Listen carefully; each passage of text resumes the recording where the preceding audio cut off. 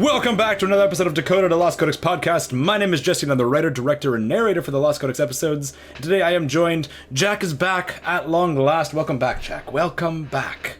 Hello, I'm Jack, Codex artist, recurring guest, co-host, Forsaken enthusiast, Kalia supporter. wearer of shirts, Kalia supporter. How many podcasts have you been missing from? We've had people think actually want me to pronounce that you're dead. That you've been missing. Where have you been? I mean, just like Kalia Manethil, I've got shit to do. Right. Sometimes there's just plotting here for an indeterminate amount of time. There's plotting in the background. Next week, Jack's not going to be on for 7 years, and then suddenly a random undead priest is going to show up and be like, Jack is back for Decoded episode 468. Hello, Jack, Codex artist. I do believe the last time... Jack, Codex artist. Sorry, go on. The last time you were on was episode 19, so you've been missing for episode 20 and 21, which feels like too long.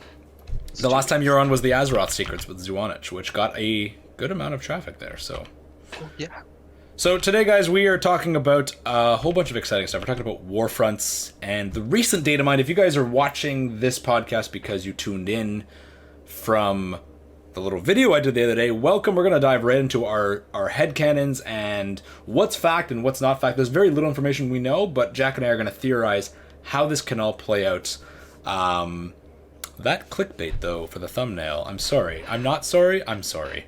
We're going to dive right into the news of the week before we dive into Warfronts, and obviously the biggest thing to talk about is the Q&A that just happened. Yes. And we don't want to dive too far into that shit show, so I actually have the highlights, thanks to Wowhead. I have the highlights here, and there's a couple things I want to comment on. Wowhead's highlights that they point out: the weekly mythic cache has bad luck protection to get Azerite armor, so anyone who was wondering that. There's all these explanations, and I really encourage you guys. This has been a weird time for World of Warcraft. You know, Legion, we were spoiled with Legion, considering what happened with Warlords. Ian, at the beginning, end of Warlords, beginning of Legion, said, we deserve one more chance. And they earned it. Legion was amazing. Communication was great. Constant content updates. Fun things to do in-game. And recently, this last week and a half has felt... It's only been 2 weeks, or not even 2 weeks, but it's felt like, as Ian even said in the Q&A, it's felt like an eternity. And I feel that people... Oh, sorry, go ahead, Jack. I was going to say, just to play devil's advocate really quickly, I think that Ian did mention something. People are complaining about bugs and various features. There was the same volume of bugs and unfixed bugs at the start of Legion coming out of beta. There was also a lot of complaining about the AP grind and the AP system not feeling right at the start of Legion. It's easy to forget those things when you're like a year and 6 months out or whatever it is. Right. But I think there's a little bit of rose-colored goggles syndrome going on because we just came off of really an expansion that became really polished by the end of it, where all of those problems are completely gone and everything's just, for the most part, really fun. I wasn't happy with the gated rep grind, but some people did like that. So now we're starting a brand new expansion, which has all those problems that Legion polished out again. And I think no expansion is perfect. And Ian actually said, I don't have the quote here, but basically someone pointed out profession issues and profession issue. The Warfront timing issue, and I believe the context was we developed the Warfronts with the expansion later on in mind. Let me find that post. But you're absolutely right. Legion wasn't perfect at the launch, and there was do you guys remember the legendary bugs at the beginning? There was some awful stuff where the legendary protection wasn't in place or something. I remember how upset the community was up in arms and how. Yeah. Do you remember that? I do remember that now. That was not a fun time, and of course people were like, "This is Warlords 2.0," and it's like, wow. Yeah, there was a lot of that. Can we relax? And now we look at Legion as this really polished, awesome expansion. Of course, I can't find the. Here it is. The grand scheme of things from the AMA. The quote was, "We're crafting systems with an eye towards the grand scheme of the game as it unfolds over the course of many months." That's the truth. When an expansion is being developed, we pay the fee for the expansion for the entire expansion, what they're coming with down the line. And unfortunately, the Warfronts that came out, I think this is in context of the Warfronts. There's only one right now, so it seems like there's a big gap. We'll get to that after. But there was that quote, "We're crafting systems with an eye towards the grand scheme of the game as it unfolds over the course of many months." And a lot of people were pissed off about that quote. You know, I saw one comment on Reddit said, "Cool, can we pay $15 per grand scheme instead of $15 per month?" And it was like, wow, negative salt. But it's totally valid to say, hey, can you plan for the start of the expansion to be as good as the later parts of the expansion? It is. That's totally reasonable. That's important feedback, and I hope they take it to heart. And I honestly think, you know, I'm not saying like Blizzard doesn't deserve a chance to communicate with the community. I do think this last 2 weeks, even I've been sitting here going, God, they're kind of quiet. There's not a lot of blue posts. Why is there no Twitter posts about any of these problems? And the problems kind of piled up. And I'm of the belief that I'll defend Blizzard saying that the developers aren't sitting there. They don't get into work going, okay, how can we fuck over players today? Anyone have any suggestions? Anyone? Yes, I love more horses. Let's screw the Alliance over. Screw you, Horde. They're not sitting there doing that, right? So, but the last 2 weeks have been really weird with communication. And even Blizzard said in the Q&A, like, we didn't communicate certain things. So it's I'm glad they did the Q&A, and I hope they learned from this. I hope a lot of the problems and bugs that people have reported, I hope Blizzard's going, you know what, we messed up. We need to get these changes out faster. Kudos to Ian for doing the AMA. Kudos to those who were actually supportive and posting good questions, and to everyone else who was just being salty. It's like, Blizzard's not answering us, but then they do an AMA, and you're sitting there going, Ian's not going to answer anything. It's like, no, you can't get mad when he's doing a Q&A when you said he wasn't doing anything. Like, it doesn't work. Come on, a balanced portion of salt is important in any diet. Right. You need enough salt. But balanced salt. Going down the list quickly, Island Expedition rewards are hotfixed to be more common. Thank God, because it just felt like that nothing was dropping from them. Full disclosure really quick, my highest level character is 114. So Jack, it's easy for me to call for calm. Jack has no knowledge of Island Expeditions yet. They intend to add additional Warfronts over time, which we're going to get to in a second. That's the bulk of this podcast. So the cycles can be more interwoven in a way. So 1 week you're doing Strom, the next week Alliance is on the offensive in X Zone, while the Horde's doing this. It's going to work out later on. I do admit right now, Warfront sucks if you're an Alliance character, because you haven't, unless you're Jack and you're not max level. No Alliance players had a chance to do the Warfront, and they have to wait literally till next week. I don't think that's the best plan, but, at least Blizzard said they should have communicated that change. So thanks to the team, community management team, and Ian, and, the WoW subreddit and all the mods there for dealing with that massive shitstorm. My Mind Won't Quiet, who's in our Discord, they were on patrol for all the nasty, horrible comments. And I do believe that a lot of these comments are valid. Just, don't be assholes about it. Give the feedback. Rip Blizzard apart with feedback, but some of the ones we saw were a little. Oh man, they were interesting. Some sad news. Anyone who pays attention to the World of Warcraft community team, Brett Forbes, one of the community managers, has left the team. Sad face. He was one of the common blue posters. Him and Ythizens on the forums, they're always posting. So Brett is gone. Yeah. I think Brett's name. I know him by Brett. I don't actually know him by. He's the What's his icon? Ornyx. He's known as Ornyx, the little tea-goat. Ornyx is gone. Ornyx is gone from the forums. That means something to me. So, Ythizens, who is the little yak, the little baby yak, he's still here. The one from Pandaria. Yeah, the baby Nizao. He's still here, but Ornyx is gone. Sad face. So best wishes to where he's going and his future endeavors. Last week, Jeff and I talked about the BlizzCon goodie bag, and since then, the BlizzCon some of the virtual goodies one virtual goodie has been revealed, and it's a Diablo Sombra skin. Now, I will say the first BlizzCon goodie, Overwatch goodie, was the Bastion BlizzCon skin, which is just a blue Bastion with the words BlizzCon on his arm. Oh, right, yeah. Then there was Winston, which is just a blue Winston with BlizzCon on him. Then there's this I one. love this one. This one is actually really dope, and I love Overwatch WoW or Overwatch Blizzard crossovers when they did those last year. Ooh, I can't wait for more. I have one. Go. Tell me. They didn't change the VFX, so the VFX kind of clashed with the skin itself. You're like really purple, but then she's like all browns and reds, and it doesn't jive with me. I don't like it. What would you have But done? I like the skin. What would you have done for her hacking? What would you have done? Probably red, like just, or maybe a slightly more reddish purple. I don't know, like red. Like the Demon Hunter uses a lot of red VFX, and Diablo, we know that they can change the VFX because they've done it with like the Pink Mercy skin. Right. So I would like to see. That's my one nitpick. I think that would have made it just absolutely god tier if they had changed the VFX. Interesting. I made like the hacking thing look less like hacking and more like she's casting a spell or some shit. But the base skin itself is gorgeous. It's so good, and I love the concept of Blizzard Overwatch. There's a purple version of it. I'll get that. Is there? I only saw the brown. I was just informed of this. I just saw it in chat there. Jack, if you could have one Blizzard crossover for Overwatch, what would it be? Like another skin Like another skin. in Overwatch. Yeah. Oh shit! From any other game? Any of their games transferred to a character in game.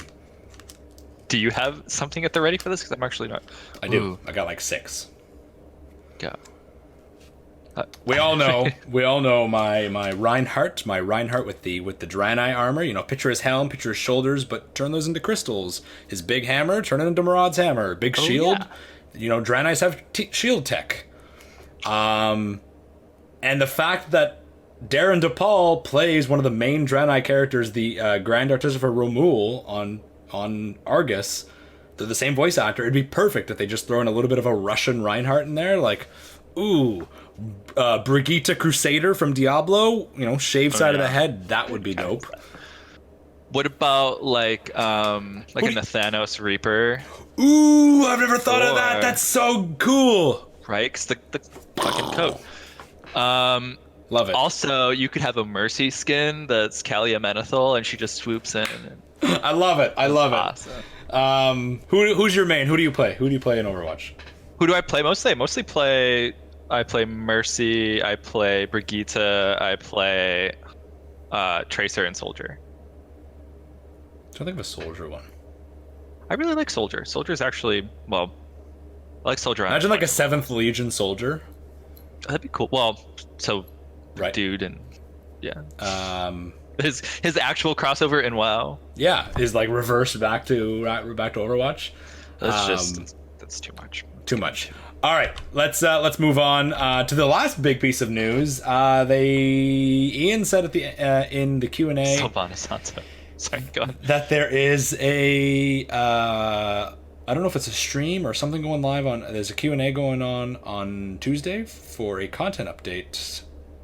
8.1 update? Question mark? 8.1 is supposedly coming on Tuesday, which is interesting. A lot of people say, oh, it's too fast it's too soon for 8.1, but it's like, remember, Blizzard did say 7.1 came too fast, but remember, 7.1, the Karazhan patch in Legion, was announced a week before Legion went live in 2016 at Gamescom. So 7.1 was announced before the expansion even went live. Now we're into Battle for Azeroth, so technically It's slower. It's still pretty fast, but for the record, when I say live, I mean it's coming to the PTR. I don't mean it's actually coming live to the game. They still need to know the test. content of it. We'll know what's coming for 8.1, based on the news and the PTR. Thank you, Uthos, for that. Someone's gonna say, you said it was confirmed to be live, and now there's a PTR. We need to test stuff, guys, or we get the problems that we just had last week. So 8.1 coming on. What do you think 8.1 is going to be, Jack? As someone who knows nothing about the end of Battle for Azeroth storyline, what's coming in? So 8.1? we're going to have a rant about some other things, I think, later. But I think we're going to see some assets added to Uther's Tomb. Hopefully, I'm going to check the second the PTR goes live on a shaman. On a shaman. Because I was taught that by a certain person named Latus. that you can kind of glitch into walls and look at things and see what might be in that damn basement. Right now, there's nothing. Other than that, I'm guessing Ashara, because she's the one Warbringer who we haven't seen a whole lot from. And she was, she had her thing happen later. That's all I have to No end game really spoilers for anyone who's done the Alliance. Don't spoil it for Jack or myself. I haven't completely. What about Callie? You think Callie's going to show up? I think it would be great if her model showed up at the very least. Ooh. And then people were like, why does Callie look so weird? It's like, well, let me tell you. I would like a Lancesfeld. I'm just going to be a Forsaken trope person right now, but I want a Lancesfeld to get a new model. I'd like Varisa Windrunner to get a model, especially if, as we're about to talk about, we're revisiting Quel'Thalas. I'd like all the Windrunner sisters to look their best. Right. Other than that, BFA has been a big surprise in content for me. Even though it's a lot of stuff that's very close to home for the Horde and the Alliance, I've been taken aback by the broad strokes of the expansion. So I don't know. There's a lot of big twists. I think the war campaign is going to continue in 8.1. I don't think we're getting I think we're going to get maybe a patch or a dungeon. Again, like the Karazhan, it's going to be existing content but revamped. People are going to say it's rehashed, but that's the best kind of content because Blizzard could easily turn it around into new stuff that pushes the story forward. So I think we're going to get something a little bit of that. Some suggestions in Cookie Trail secrets for the new allied races. I think we're going to start seeing what those may be. Or just Cookie Trail leading into the Kultiris and Zandalar allied races because we still don't know how those unlock. I do agree. I think that anything that's bigger, like Light Forged Undead, I think that's going to be an 8.2 thing. I think they're going to save that for BlizzCon. But I think there's going to be a little stories that are going to be shown here.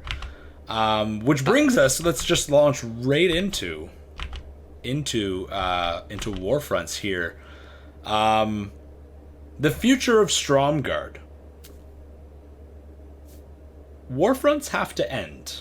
People are like, there's not going to be an attack on Silvermoon because, Warfronts they're going to swap every week for new factions. But it's like, what if when a new Warfront comes out, Blizzard puts in a quest, a scenario, something that closes the story of the previous Warfront or gives us some context? That'd be interesting. Because right now, it's literally just going to be a back and forth. Are we going to get a canonical ending? Or is there going to be a canonical capture of the leaders? So when you defeat... I didn't know this, but I did a Warfront the other day and on my Horde character, and we're attacking Denath Trollbane, and I couldn't even see him. There was a million Horde attacking him. And then the Warfront ended, and that was it. So I didn't see what happened. I was like, oh, okay. And Latest informed me that in the beta, they actually fall to their knees. And it's supposed to be like a capture. You don't actually kill them. Because that'd suck to have like a...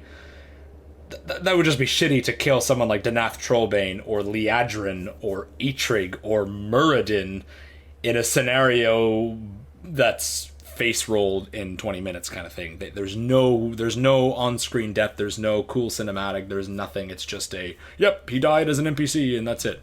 So I don't think any of the Warfront leaders are dead. Though I do wonder when they close it off, when they declare a winner, is there going to be some captures?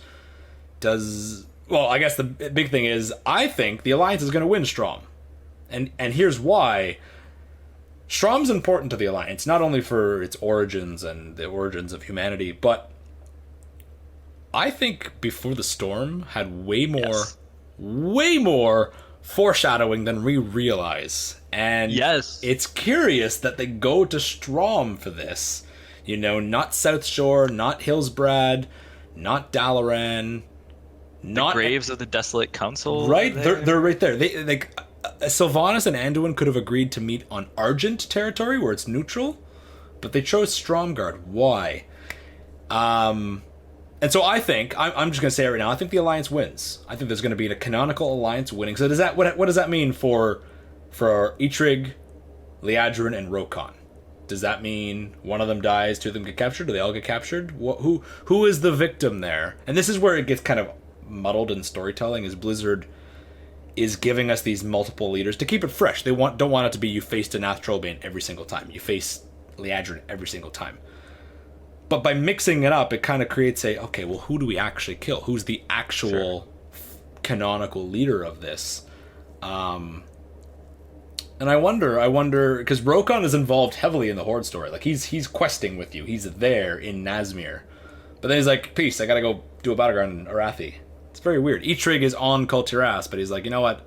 I'm busy. I'm gonna go do a battleground in Arathi. Liadrin should be the canonical leader of the Warfront for Horde, because the other two are involved in the story. Liadrin's not involved very much in the story, so give her a purpose. What do you think?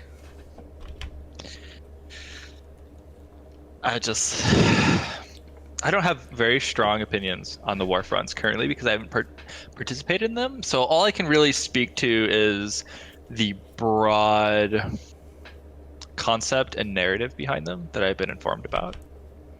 I will say about canonical capture and death, I agree that death is unlikely, just because death is such a final thing, and I feel like we have so few really great characters that each time one of them dies, it deserves to be a big an awesome moment. Thing. A big moment. In a book, in a comic, cinematic, something. But capture creates these interesting moments of like, how do we get them out? It raises all these questions and all this potential future story, whereas death for the most part ends your story or is about to radically change it in the course of for some character. Like Sylvanas dies every day.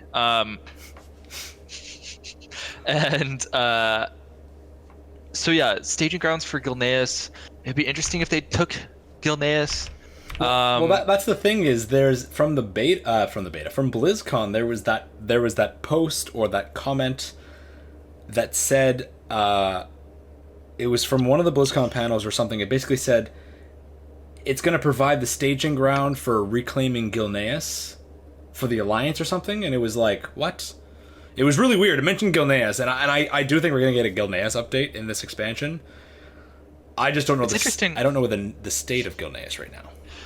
Like, so much of the northern eastern kingdoms is just fucking plagued to hell. Right. Like Gilneas, now the Undercity, and Lordaeron. Like, it's just slowly agreeing. Like, if Sylvanas should just continue across, and the Alliance has no way to get to Silvermoon. Just protect Silvermoon by making a wall of plague, just a wall of death. But as far as, like, victories, I think the faction balance thing, and I'm debating how to put this. Should I just say it diplomatically or how I really feel? How you really feel? Go for it. The faction balance concept that a lot of players have is ridiculous. It's not interesting. It's not fun story. Just because the Horde took a settlement, I don't think the Alliance needs to take an equal settlement of equal power just to make you feel good.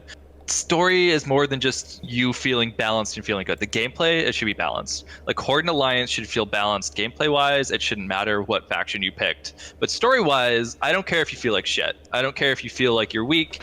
Sometimes it's good to feel weak in a story. Sometimes it's good to feel like you are owning the other faction. Right? I think it's that's okay actually, for it to be a seesaw. It's okay for... Like Teldrassil, right? You and I talked about, we felt so distraught with Teldrassil because every time we showed up, it was just the Horde was pushing and the Alliance felt useless, and it was like, that's okay. The whole point of the Horde attack was it caught us off by surprise. The Alliance doesn't go to the defense of Darkshore. It's just the Night Elves. The reinforcements can't get there on time. So because they're halfway down the fucking hemisphere to Silithus. So by showing up and you're like, man, I feel so useless. That was the point.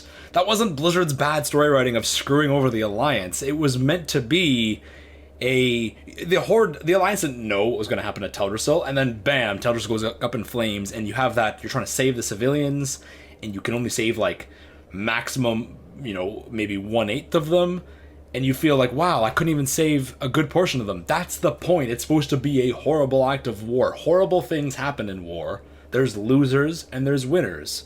The other faction will eventually have their turn. So I'm 100% on board with that. I don't think that there needs to be this constant, okay, 8.1 is now the Alliance patch, and okay, 8.2 is now the Horde. No. Like, I would love if right now, these next 3 Warfronts we're going to talk about, is the Alliance on the offensive on every single one of them, which is rare. That doesn't happen often. That is So rare. I am really excited. Like, damn, what is going on with Anduin? This is How are exciting. they going to justify it? Right? Like, If- what are if- we going to see?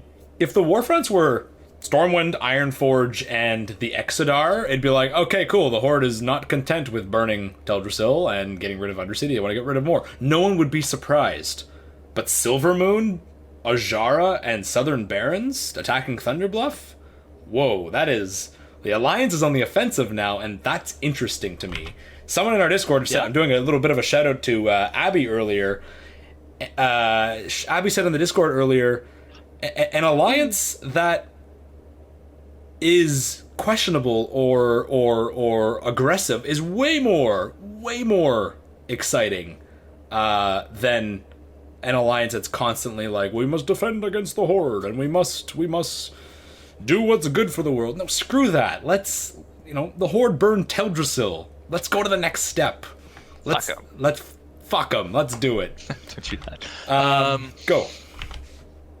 Yeah, I mean, I think that being the underdog sometimes can be fun. I think that when you're pushed to the precipice like that, you're forced to make decisions that you wouldn't otherwise make. Like, they may tolerate Sylvanas until it causes them to almost lose everything. Like, people ask, how is that Sylvanas thing going to play out? And losing a lot may cause the leaders of the Horde to reevaluate. And then you have these moments with the Alliance where, like you've said, and people on our Discord have said multiple times, what if the Alliance just starts to kind of get taken up in all of this, and they go from being just the noble defenders to people who really just want to fucking destroy the Horde, and you get this old school Warcraft 2 style alliance that's like, I'm going to annihilate you. Like Daelin's ghost is just masturbating. Daelin's just sitting there going, yes, thank you, boat time. Yeah. Let's dive right into his boat is dripping everywhere. His boat, Daelin's dad's boat, Jaina's grandpa's boat is. We're diving into this. Warfronts, Silvermoon. Okay. So let's say it right now. The Alliance takes Strom. Horde, you lose. Get out of Strom. Get out of Strom. And the Alliance pushes into Hillsbrad by Terran Mill, and they conquer. Okay, they show up. Now the first big question is, I don't think it's feasible for the Horde to win, because if the Horde wins and claims Silvermoon or claims Strom, this makes Silvermoon as a target way more unlikely. But it's been data mined. There's some facts there in the game that are currently live in the game. So how can the Alliance attack Silvermoon if they win Strom? Doesn't make any sense to me. It doesn't seem to be. There's already the divide where the Thandal span is from Cosmodan. By claiming the land on the other side of that bridge, the Alliance has a stronger grip on the Eastern Kingdoms. But if the Horde wins Arathi, that's just Sylvanas reclaiming another part of Lordaeron, replacing Undercity with Strom. I don't think it's going to happen. I think the Alliance is going to win, which means they would steamroll everything in their path. It feels like a slow burn cataclysm, almost like redoing the world, but like slowly, progressively, slowly. Right? I agree. Are we going to end up with a Horde at the end of this? Are we going to just have like a pure Horde Kalimdor and a pure Alliance Eastern Kingdoms? But like the implications of that would be ridiculous. I don't know. So let's say they steamroll through. Goodbye Terran Mill. Goodbye. Terran Mill. The big continent. The big question is, they're going to get to the Plaguelands, and what's the Argent going to do? Do they pick a side? Jack, I don't know if you know. Actually, you wouldn't know this. When the Horde attacks Stromgarde and Turalyon is standing there, his banners are Silver Hand banners. Interesting. Not Army of the Light, Silver Hand banners. And that would make sense given Before the Storm. Right? So he calls out Liadrin and he goes, Horde Paladins? He sounds like a vanilla player. He's like, this is ridiculous. And he calls out Liadrin on her bullshit, and Liadrin's like, welcome to 2018, jackass, the Horde has Paladins. But the banners next to him are Silverhand, the fist. So, for people who don't know, in Before the Storm, Alonsis Fowl, the founder of the Silverhand, is now a Forsaken. He's not a Horde aligned Forsaken. He's like a neutral priest living in Netherlight Temple. He reunites with Turalyon, and they have like this moment where the Turalion's like, undead are evil, and then Alonsis is like, strike me down if you truly think I'm a monster, because I wouldn't want to live with myself. And then Turalyon feels the light inside of Alonsis, boom, they're reunited. Turalian's mind is blown, and it seems like the progression from there. It's like a really, really fast recap of an awesome scene. You should read the book. But the implication there is that Turalian is also now just a figure with the silver hand, and maybe so is Alonsis, and that also has suggestions for what could possibly go on in Uther's tomb later, because they lived with Uther as well. I don't know. That suggests that Turalian is just really steadily sitting in with the Alliance, and that the Silver Hand, a previously neutral faction, is also part of the Alliance. And it should be, because of what Sylvanas is doing. Sylvanas killed Kalia Menethil. She probably would have killed Alonsis Fowl too if she knew he was there. Right. And I don't know. So it's interesting. I know some Horde factions... players are going to be upset about the idea that Silverhand and the Argents side with the Alliance, but literally, maybe they split. The founder of the Silver Hand is a Forsaken, right now. Yes, but he's not Horde Forsaken. He's literally hanging out in Stormwind in the book. There's this as Jack said. I wish I had the pictures up here, because it's the best scene. It's a beautiful scene between Turalian and Alonsis. And I just had this crazy idea. What if Alonsis is behind? What if the decoration of Uther's tomb isn't just a physical update in the world, but it's actually an update in the lore? Like Alonsis goes to it, he's like, no, this won't do. Demolish it. We're building a new one. And there's something going on. What if it's actually like been commissioned by Mr. Fowl? I know Horde players are going to be upset about if the Silver Hand chooses a side. But it could be like a Kirin Tor situation where they kind of split along like faction lines internally, like Sunreavers and the Silver Covenant. Are there any people in the Argent who is pro-Horde? The Blood Knights, I guess. Are they part of the Silver? Well, I mean, if are they part of the Silver Hand? I'm not sure on that. Because I'm pretty sure the Paladin orders that come in Legion, they're guests of the Silver Hand. Like they're all part of the Silver Hand, but there's like little corners. So like there's the Blood Knight corner, there's the Sunwalker corner. Give the Silver Hand is a very Alliance institution historically in the lore. I think it's appropriate for it to shift to the Alliance personally. Latest brings up a huge point here. I'm interested in why it's an Argent rebranding of the tomb. It's not a Silver Hand, it's an Argent rebranding. That's true. It has the sun symbols. Maybe, this could be another, especially if this involves Lightforged Undead and they do join the Alliance. Like, that would be interesting to see a lot of these neutral factions choose a side. And I asked this at BlizzCon. I said to Alex Afrasiabi, I said, what's going to happen between the champions of the class halls? And he's like, oh, well, faction conflicts, and they came together for the Legion. But I said, okay, specifically Maxwell and Liadrin. I said, Maxwell and Liadrin get along in the class hall. Are they just going to clash? He didn't really answer the question. But now it's like, what if that's it? What if, because Liadrin and her Blood Knights, with their amazing black and red armor from the Antorus raid that's not available to players, Rage. Google what I mean, you'll know what I mean. Or just go to Lost Codex Twitter, you'll see what I mean. Liadrin is one of the leaders in the Warfront, and she's with her Blood Knights there. So, like, the Horde can't say, oh, the Argent's neutral, because the Blood Knights are part of it. The Blood Knights are literally part of the Strom Warfront. So, Argents, we're going to say Alliance wins Strom, Argent sides with Alliance, especially with Sylvanas doing everything. I mean, there's no... The goal of the Argents is to cleanse fucking Lordaeron, and Sylvanas is like, I'm just going to plague that bitch. There's fight everybody. Actually, there's Leopold the Forsaken, and there's also Bartholomew. Brother Bartholomew. Who are part of the Argent Crusade. I'm pretty sure they're anti-Sylvanas. There's a comment from Cataclysm where they're just like, I don't really like her anymore.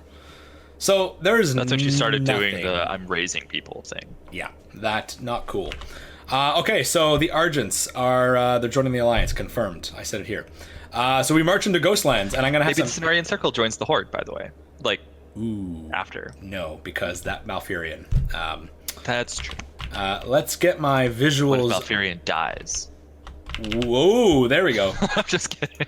Maybe he does. Who knows? Who knows? All right, guys. They have such an issue with him because he's so powerful that they always have to like put him in a little baby pen. Right? So that he can't be They have to literally make him into like a damsel. Guys, I'm going to have some pictures here on screen. Oh, look at that. We're just gonna I'm gonna resize as we go along. But this is the Undead Malfurion. This is the Horde and Alliance Warfront for Strom. I'm just resizing it accordingly. This is the attack on the front gates. By the way, Jack, since you haven't been there, Strom's city has been totally updated. Everything inside uses the garrison assets. It's beautiful. Look at that skybox. It's amazing. Very nice. Very nice. So let's move Jack's nameplate over to this side. Let's move Jesse over here. Okay, so we have... That's the Warfront. What about Ghostlands, guys? What about the Ghostlands? Ghostlands is an interesting topic because Ghostlands is the first little bit of an issue for the Alliance to attack Silvermoon. And so I'm wondering, is there going to be an entire story, or is it going to be a scenario? So, advancing on the Alliance would be advancing on an already hostile zone. We saw that the undead are active in the comic, the Three Sisters comic. There are tons of undead still there. The Blood Elves don't seem to have reconquered it. I know there's been suggestions that the forces are active there, but all we know is in Burning Crusade there was a point of cooperation for the Forsaken and the Blood Elves in that city in Tranquillin. Tranquillin, yeah. And outside of that, it was largely filled with mindless undead who it's hard to say what's really been going on there. So the big question is, what's going to happen? What's going to happen in Ghostlands? And so, are they going to breach that elf gate, or are they going to take that? There's like this region on the Eastern Kingdoms map that is just like empty. You know what I'm talking about? Like, there's exactly that, and that's actually accessible as of the new opening of Strom. I believe it was accessible on the beta. Apparently, you can go there. You could on the beta. I don't know if you can go there now. I think Latest told me, and you see like the high elf. It's called I think it's called like Quel'Tha Lost or something. It's got like a zone name. Go there. Used to have night elf architecture. Yeah, and it was just like a placeholder because it was there in vanilla, right? So would they take that passage? Right, that was cut off for us for a while. What has been there canonically, and is it going to be used? I don't think Blizzard will, because that's opening up an entire part of the map that's not accessible right now. I think they're going to use what they have, but that would be a good way to introduce it. What if that? And we're going to dive. Let's cover Ghostlands. We're going to come back to this zone in a second, Jack. Okay. Windrunner Tower, foreshadowed in the comic, is that going to be a hotspot? On screen, you guys can see the Windrunner map here, Windrunner Village. That's where Windrunner Spire is to the south of that. I made the point of highlighting there's a lot of villages in Ghostlands. There's the Spires, there's the Farstrider Enclave, there's the Suncrown and Golden Mist and Windrunner Village, Sanctum of the Moon, Sanctum of the Sun, and then there's Tranquillian in the middle. That's a lot of hotspots to attack. For sure. And so I'm going to suggest something crazy. I should have said this in the Discord the other day, but this is going up, and I'm sorry to bring this up, Jack. This is bringing up the horrible, funny 4chan leak from a couple months ago that has, by the way, again, I'm going to reiterate, I don't believe 90% of it.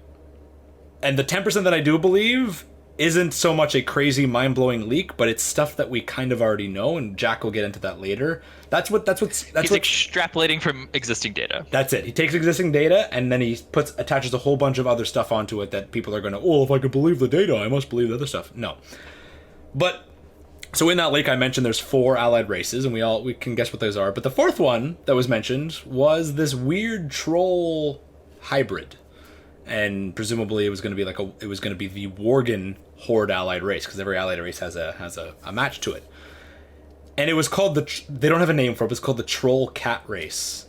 And instantly, I can't believe you're getting into this now when I can't do my rants.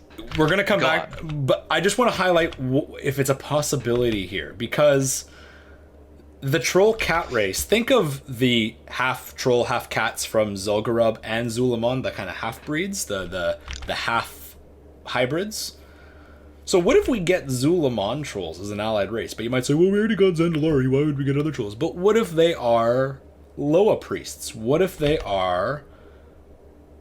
The idea was, in this leak, these trolls, and they didn't specify which village or which tribe they came from, which clan tribe. They just said they were trolls who worshipped Loa and took on the Loa as a partial form. So what if they're actually Amani trolls, and in this desperate situation, they merge or bargain or sacrifice the Loa? I don't think they're going to sacrifice, because there's a whole thing about sacrificing the Loa in Zandalar and how it's bad. They would never be able to join the Horde if that was the case. But how crazy would that be is if in this siege of Ghostlands, the Horde does the unthinkable and recruits the Amani trolls to fight alongside the Blood Elves? No. Jack, what do you think? I think that's interesting story-wise. Separating that completely from my thoughts on allied races, I think there is a troll presence in the Ghostlands, and if they are going to be pushing through there with a Warfront, it makes sense for some of that to play into it, to that troll history in Quel'Thalas to really, at least at the fringes, come to bear. Because we have the whole Zandalar thing going on. We have troll. This is a big troll expansion, and we're about to pass through a big troll area. I think that I'm not sure if you know, Jack, but the Witherbark are actually involved in the Stromgarde scenario. Are they? Yes. Okay, that's good. So that's interesting. Southeastern Arathi, they've actually updated all of the forest troll area using some new assets. It's Zandalari assets, but it's like worn, jungled out, faded assets, so it doesn't look like Zandalari assets. And it looks really cool. They've updated it to be all current age, not horrible vanilla Arathi. And I totally expect that in Ghostlands. So if they're not going to have and by the way, I don't actually think the allied race is going to be an Amani troll. I'm just throwing out the craziest what if. I snaked my way around that one. Right. I get it. If I said a year ago, can you imagine if they took some Blood Elves and like voidified them and joined them on the Alliance? People would say, no, that's not going to happen. Look what happened. So I'm just saying, what if that leak has like this much water, like that much truth to hold, and that the cat troll race will come to be through the Amani. I don't think so, but there's the what if factor. Let's keep moving down. So the Horde conquers Tranquillion. Would the Horde, or so the Alliance conquers Tranquillion? Would the Horde try and cleanse out the undead of different sanctums and towers? Would they leave them to kind of for the Alliance to deal with?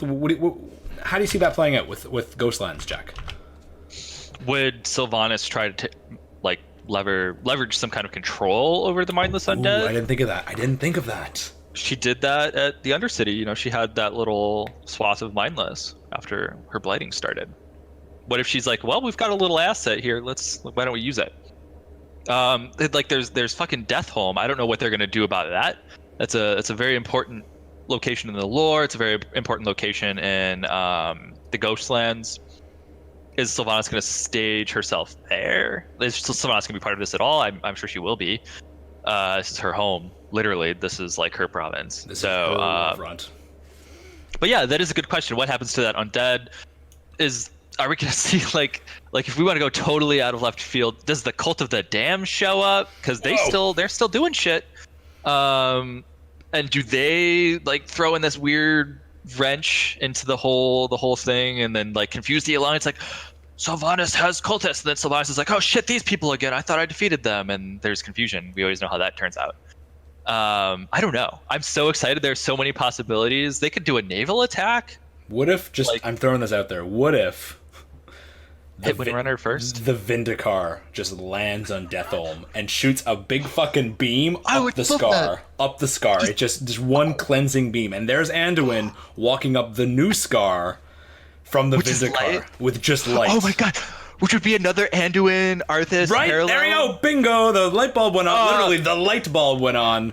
That's it. Did you just come up with that out of nowhere, or did you steal that from? I joked about that in the Discord the other day, but like saying it out loud, it's so much more. Just you keep seeing this. Anduin Arthas parody in like cinematics where they're literally doing the same thing. Watch our previous reaction videos to like see us break that down. But and now like Anduin is now attacking Othalos just as Arthas did, but for very different reasons. And the idea of him making a new scar that's just cleansed is so interesting. I love that. I hope that happens now. Sylvanas has this army that's marching down the scar. You know, she recruits all these undead, and it just seems she recruits this massive army of all these mindless undead, and the Horde's like, "What are you doing?" And then the ship shows up and just insta-gibs the entire mindless army. So it's just the Horde versus Alliance. There's no Scourge involved. And she's like, "Well, shit." Think about this for Sylvanas, though. She's protecting Quel'Thalas again. Right. Though this time she's protecting it as the thing that she sought to Does she power slide into Charlemagne and turn into like a light guardian? Like what's going to happen? Like a literal Valkyrie herself. Literal. Fucking up my hair. The light will heal your scars. So it's like literally the light will heal your scars. That's what the Zira says to Illidan. Oh, what? Oh, you're saying? Oh, yeah. So like. No, I'm talking like the scar again, like the Vindikar landing and cleansing the scar. The light will heal your scars. Literally purges the scars up through. Love that. Thank you, Archie from chat here. Man, that is really cool. This cool image, and in order for this Warfront Silvermoon to happen, Ghostlands needs to fall. Oh, I want Sylvanas to fail to protect Quel'Thalas again. Think of how fucking horrible that's gonna be for her. Oh no, that is going downhill. That is. Where does she go from there? Like I couldn't protect Quel'Thalas in life. I got turned into this horrible thing. Now I can't protect it in death. I lost Lordaeron. What is going on, Sylvanas? So my idea, and this is gonna come back to what Jack just said. Oh, please cleanse the scar with the Vindikar. That would be so. Put it to use. You know, the Vindikar has limited ammo. Because Veiled Argonite is the only thing that powers it. Pulling shit out of my ass here, just to compromise. That's the implication. So, put on chapstick. The Vindikar needs one good hit on something. So Sylvanas is there with this massive army of Scourge. Lorthamar's like, I don't approve of this. Liadrin's like, this is a horrible plan. And she's like, no, this will. If we have the Horde on the Horde on either side of the Scar, and her new enslaved army, maybe survivors from the attack on Lordaeron, here, this is it. And then the Vindikar shows up and just a big, huge power move. Bam. Okay, so we're backtracking here, but let's move on. Let's say the Alliance conquers the Ghostlands. Let's say that new zone that Jack talked about earlier is introduced. Let's say, let's say that Zul'Aman provides some new weird troll Loa priests for the Horde as an allied race. What does the Alliance get? What if they unlocked High Elves? What if this is the way to unlock High Elves as a High Elf starting zone? And you unlock them by conquering the Ghostlands. So the actual Warfront of Silvermoon hasn't even happened yet. This is just the prelude to it. And by doing this zone, doing this storyline, you unlock the High Elves. How, Jack? How do High Elves get unlocked? What do you think? So, I'm thinking of how to navigate this particularly. Okay, so let me preface by saying I love High Elves. I would love them to be an allied race. But based on some analysis we've been doing since the previous allied race discussions, I have some different feelings about it. Let's just talk about how allied races, or how the High Elf allied race could come to be, given this information, and if that were to become a starting zone for this new revamped Quel'Thalas. So they could have a slightly different skeleton, a slightly different model, kind of in the way that Nightborn are distinct from the Night Elves, and how the Kultirians are distinct from the humans. They do have the same skeleton, it's just tweaked. You could see them with dramatically different customization options. I don't see that happening. I'm kind of going through the things that people talk about. I don't think it's going to happen. I Right, think that they're too similar to Blood Elves. This is. I agree with Ian Hazikastas. This is Ian. I don't know what it was. This is pulling teeth here. We're trying to imagine. I think that high elves. We're going to get into why. I think the high elves should actually be, and people have called me out on my Allied Race podcast. I didn't even talk about the void elves. I forgot. I literally said I'll come back to it, and I didn't. I'll say right now, I think high elves should be part of the void elf Allied Race. Just make it a customization option. Make it so I can have blonde hair and warm skin with blue eyes, not the purple I'm Illyria. eyes. Let me be Illyria. If Illyria can turn it off on and off like a lamp, why can't I? There are high elves in Telegus Rift who are currently getting coached by Locust Walker. That kind of sets it up for a possibility here. Right. Like if you go to Telegus Rift if you have access to it, and then look around, there are high elf wayfarers or pilgrims or some shit like that. And they're like, my mind is being opened. And there's literally, they're walking around Stormwind, introduced in the Allied Race patch in 7.3.5. They walk around Stormwind in groups, and there's a void elf among them. So like, there's not enough high elves. Really, Blizzard? Really? Literally, the person who brings you to the Arathi Warfront is a high elf mage in Borealis. She's literally a high elf mage. But don't worry, there's no high elves. But let's really pull teeth here and say, this is going to be an Allied Race. Let's keep going. Starting zone? You think that the Ghostlands could be a starting zone? Well, no, in a hypothetical situation, Allied races don't get starting zones, right? So that doesn't make a lot of sense.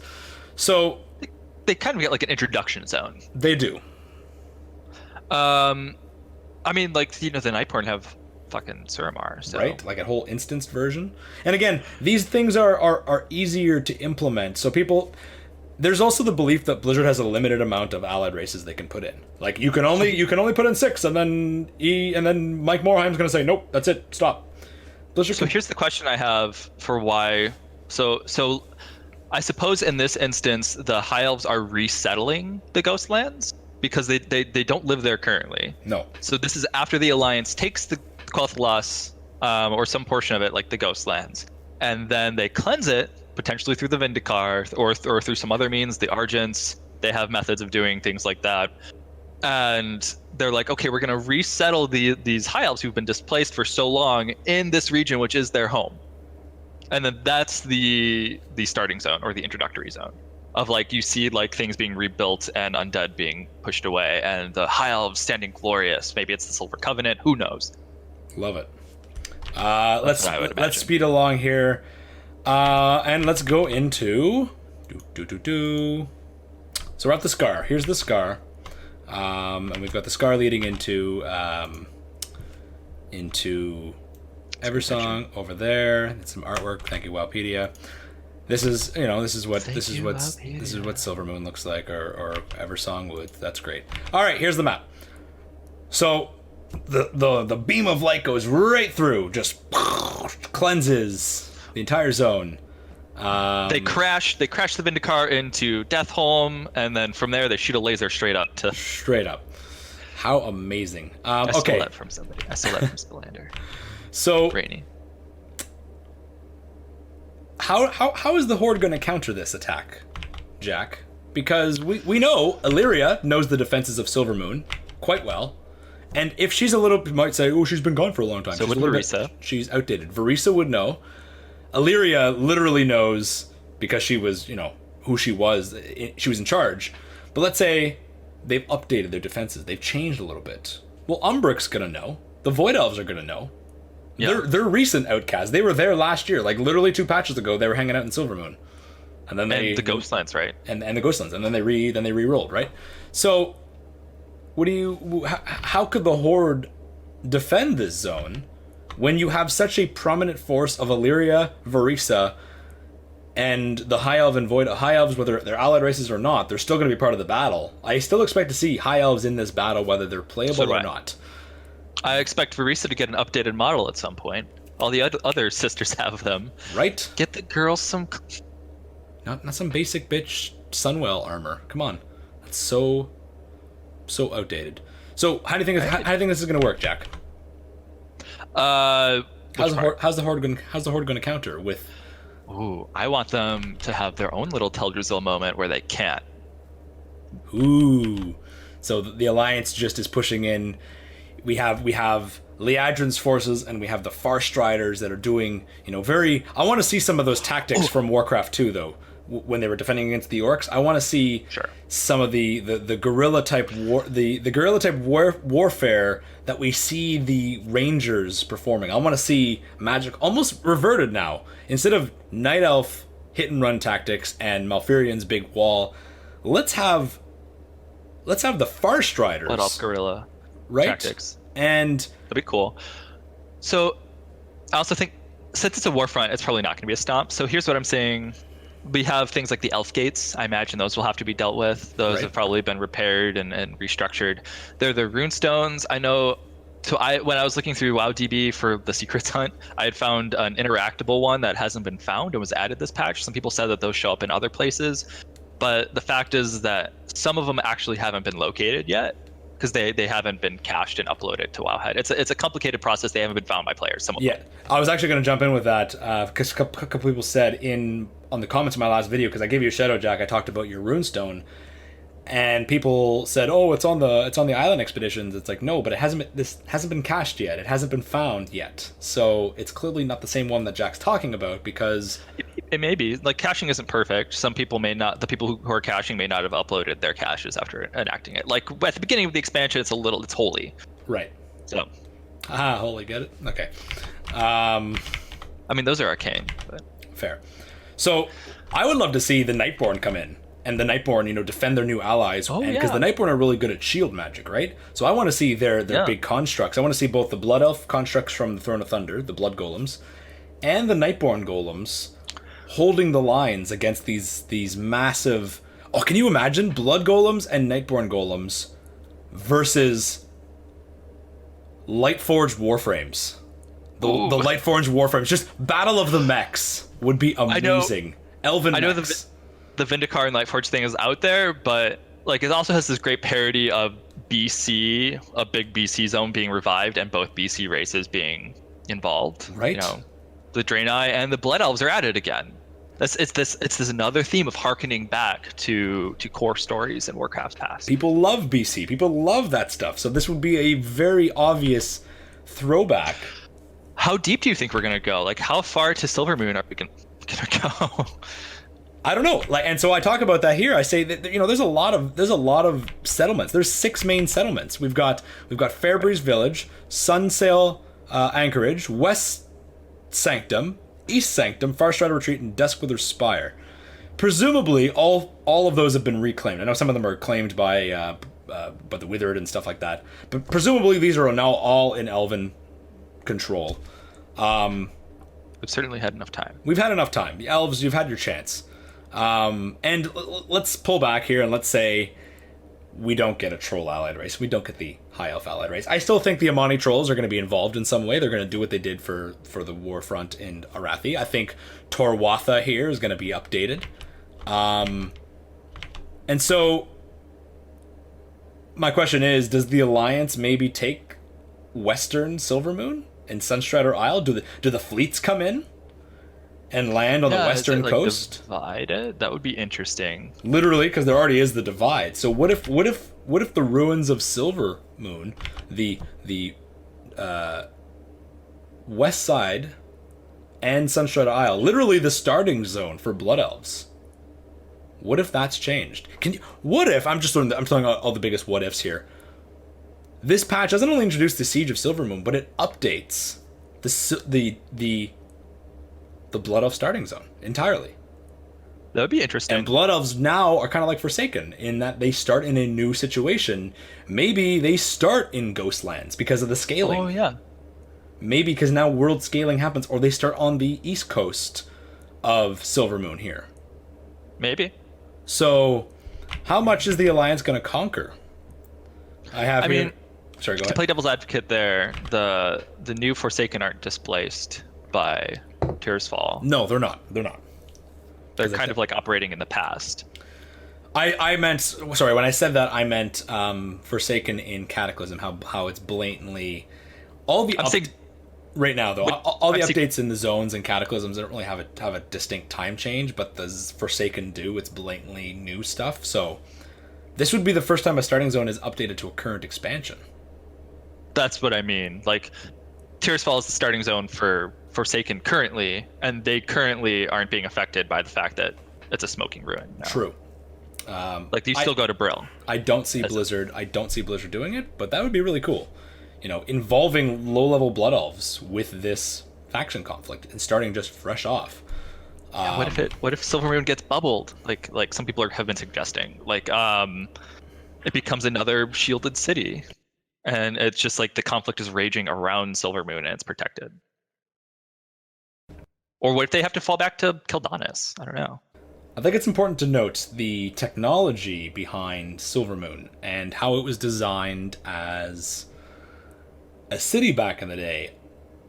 I might sound like a broken record because I say this often, but cities back in vanilla were really cleverly made in that they were designed to not be fully explorable. So if you remember the keep back in original Stormwind, it was, first of all, the texture between where the city ended and the keep way over here was this really blurry blob of gray. It was awful. But it was meant to look like this keep was in the distance. When in reality, when you entered the keep, it was in a totally different building. It wasn't even the right building. And they made cities look bigger than how they were. Silvermoon is the same way. You go through the streets, it's a full city. You fly over those walls that you can't get to, and you see all the spires, suddenly Silvermoon stops existing. Silvermoon is a bunch of floating towers. It's blocks. It's like Disney World. It is like Disney World. It's meant to look. Facades. It's facades from the ground bottom, which is why you can't fly there. So you can kind of glitch your way. Like, you can through the mountains to the side, and like it's like slow fall if you're a mage, or you could during Wrath. That's the last time I did it. And like kind of land on top of these different spires and see inside of Silvermoon, and it's just broken up. It's all camera. It's all tricks. It's all tricks of the trade. Just like the whole world used to be, and the entire Quel'Thalas area right now is like technically an Outland. It which is interesting. It's instanced in Outland. It's the reason why Cataclysm was such a huge undertaking, because they basically had to just Elowin Forest wasn't designed to go above treeline. Dunmorrow Mountains wasn't designed to go above treeline. It wasn't. Certain areas were the flight path areas. Anything beyond the flight path routes was just blobs. It was not. And so Cataclysm was a massive. I don't think people realize how massive Cataclysm undertaking was, because it was huge. So that's why I forgive the story. They did other things. There's this idea that Silvermoon's going to be updated for this patch, and I am all in favor of this. I am all in favor of this idea. But the hopefully idea, you don't die when you go there like fucking Lordaeron. Right? The idea that Silvermoon is going to be redone as a city? A city. I don't see it happening. I do not see Silvermoon, unfortunately, and I say this with a heavy heart, I don't see Silvermoon being updated as a modern city, and I don't see Eversong being updated, because that is a huge, massive undertaking for a single feature of one Warfront. So you think it'll stop at Ghostlands? Well, here's the thing. Are they going to just use Silvermoon and plop in some Alliance assets and just use the current zone? I think that's possible. Using the BC zone with some updated trees and some updated walls and stuff like that. What I do see happening is if they do go and update all of Eversong and all of Silvermoon, that it's not just a Warfront. There is this is a content patch. This is a full-on, there is a story, a zone story to go through. There's no zone story for Arathi. There's, if you're in right now, Alliance, or a week ago, Alliance could go and get several quests to go kill the rares, or the mobs in Arathi. The Syndicate are attacking, and the Ogres are attacking, and the Trolls are attacking. Go kill 20 of each, and we're good. It's not a story. But if they turn this entire zone into a full story mode, into a, I'm trying to think of an example here, what was the patches in into an Argus? If there's as much story that there was an Argus in this, maybe there could be. I would buy that. But if I'm going to be honest, if it's just an Alliance Warfront, if it's just a Warfront for the Alliance and Horde to do, I don't see this massive revamp happening. If it's beyond a Warfront, if there's quests, if there's new factions, if there's something else going on here, maybe a new battleground, maybe the battle for Sunstrider Isle, and it's a new battleground, or Quel'Danas, or Quel'Danas, like that, I could see being an excuse to revamp, not just one Warfront to do all this. I don't see it happening because that's people don't realize how much of a massive undertaking. Oh well, the zone exists; they just have to build on top of it. The zone exists, but it's not meant for flying. That's the problem. And it has to be like made part, has to be instanced with the rest of the continent. We don't know how complicated that is. We know that the engine and the back end of WoW is actually really old. So things that are simple in new engines and new games are not simple currently in WoW. Even though they've done tons of updating, it's still held together with a lot of duct tape from our understanding. But another big question is the Sunwell. So how far up to the Sunwell does the Alliance go, and like what are the consequences of that? Is that going to be its own independent scenario? We know what happens when Illyria visits the Sunwell with the Nightborn scenario, so... Yeah, but that was just, like, how many fucking ethereal nether princes are there? Right, well, there's a lot. Like, I've killed, like, 17. Maybe there's only 18, so maybe there's only one left. There's only one more. He's like N'Zoth, he's just kind of biding his time. He's biding his time. He's going to be the racial leader for the ethereal race. Next expansion, confirmed! So... That's the big question, is the Silvermoon revamp that we keep screaming about, is this going to be just a zone, or is it everything? I want ethereals. Same. Well, I mean, it's hard to say. It's hard to say how far in they're go. I hope that it's a whole zone revamp. I mean, it really needs it. Let's tie up this Warfront with a quick question of who are the commanders going to be? Are they going to be the same as Arathi? Is it going to be Turalyon, Muradin? No. Who's the other one? Danath? No. Danath's... I think Danath is the canonical leader of the Strom situation. I think Turalyon's there in spirit, or there to help because of the book Before the Storm, but that's about it. I personally see, on the Alliance side, I see Turalyon continuing. So the question we have is like, okay, why would he stay if that Warfront is over with? So right. I can see him continuing to command the forces going forward. If the Vindicar does come in, that also helps tie that in for him. And then the Windrunner sisters have to be there. Right. All of them. Illyria and Verisa definitely there. I want to see Umbric show up. I want to see Umbric. Umbric making a return, going, you know what, Lorthamar? Horde side, obviously, I think this is where Sylvanas is going to be involved in a Warfront. The other big question is Sylvanas is here. Nathanos, too. This is Nathanos' where he lived. True, that is true.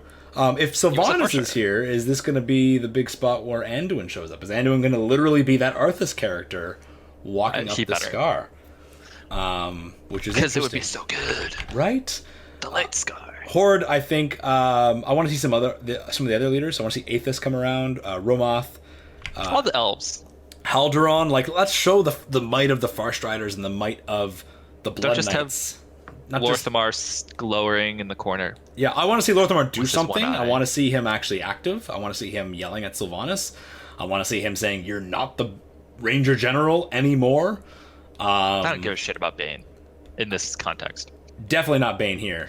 Bane's not going to be here. Bane, no, because we're getting. He's got other problems to consider. We've got Bane coming up in a second, so I think you're right. I think we're gonna have the Windrunner sisters. I want Turalyon. I want Anduin there. That's a big cast though.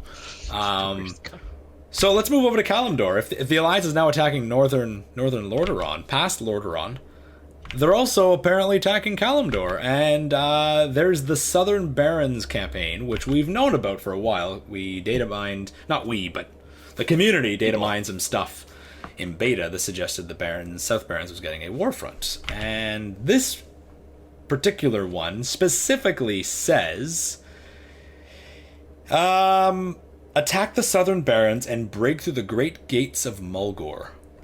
Right. So literally... Let's change our scenario here. There's a car going off. There's an alarm going off. So that's that. This is the Southern Barrens. This is from the Cataclysm Zone, And it's the big question of, okay, so what's going to happen? Where does the Alliance land? And I have the idea. What if they land in Deathswallow? What if they repurpose the ruins of Theramore? What do you think? Hasn't there been stuff? I could be totally wrong here, but wasn't there stuff mined about the remaining arcane fallout and Theramore, and how that's like part of a quest? I could be totally wrong, or that could have been speculation that's news to me. I'm not saying no. I'm that's just news to me. But regardless, what is it maybe a follower quest? Because there's those missions that you send your followers on. They actually have text in game. They actually have text in game.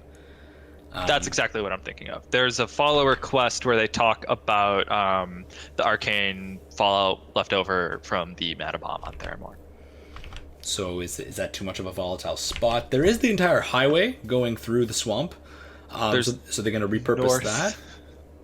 There's other settlements there. I'm trying to remember the names of them. I have a map here. Northwatch. Here's the map on screen. And the Kultirans would be pretty damn familiar with the coastal region of Dustwallow. Debatable, because most of them died.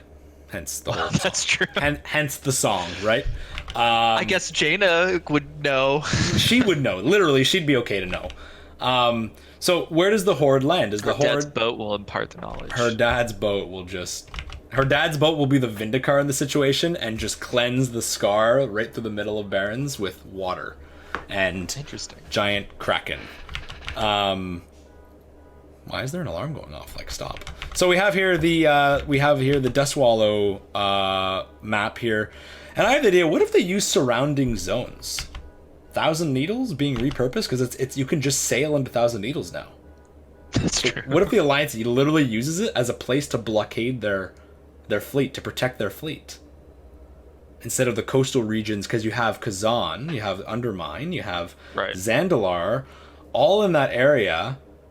Kalimdor's coast is, the Alliance would be at a little bit of a disadvantage if they just sailed up to Kalimdor's coast. So what if they use the Thousand Needles as a little place to fortify, and then they go in through Thousand Needles, repurpose the Great Lifts, and the Alliance invades from the south? Isn't it? I mean, is it explicit that it's a Barrens Warfront, though? It says explicitly Southern Barrens. Okay. So what if the staging ground when you get there is literally the Alliance has already settled in Thousand Needles, and you start right near Razorfriend Crawl, right near Razorfriend Downs down to the bottom? That'd be interesting. That's a pretty thorny area to get through that.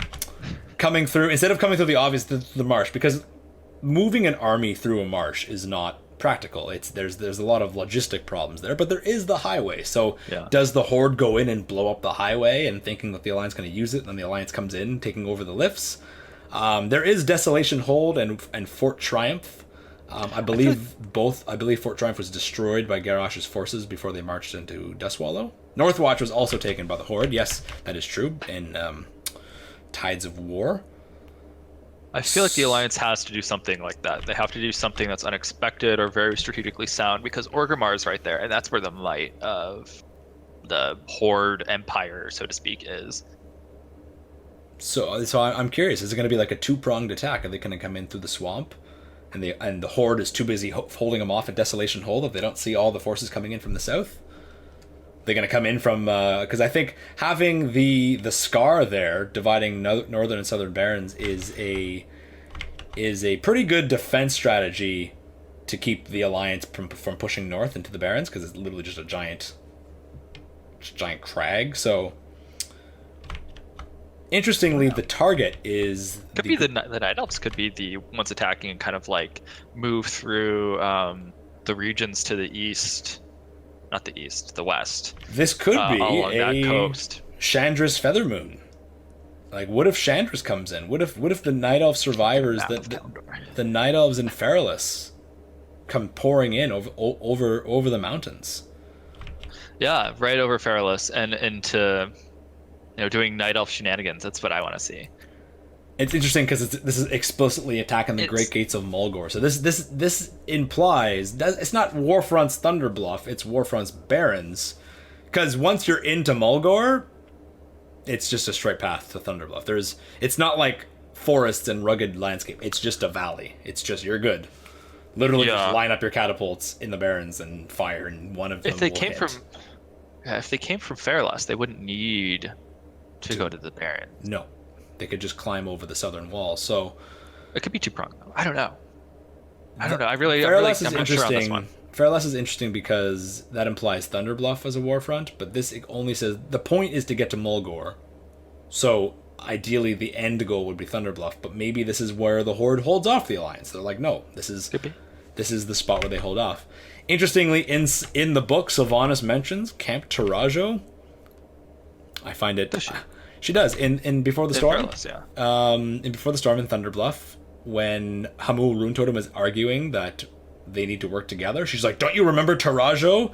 She literally pulls the Horde player card and is like, here's the one city that the Alliance sacked that we can never forgive. You know, a little Tauren camp.